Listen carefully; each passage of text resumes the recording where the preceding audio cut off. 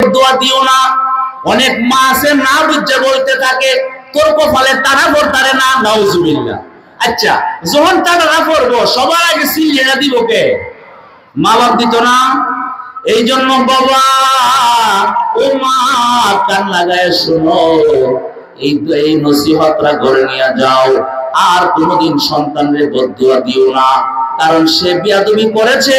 যদি তুমি বদদুয়া দাও আর হে মুসিবতে পড়ে, সারা জীবন তোমারই কান্নাকাটি করতে হবে। বদদুয়া দিতে নাই, কারণ মা বাবার দোয়া সন্তানের পক্ষেও কবুল, তার বিরুদ্ধেও কবুল।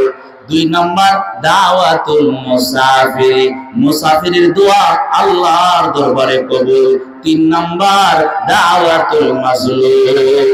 এই সমাজের মাঝে কিছু নির্যাতিত নিপীড়িত মানুষ আছে, যারা মানুষের কাছে নির্যাতিত।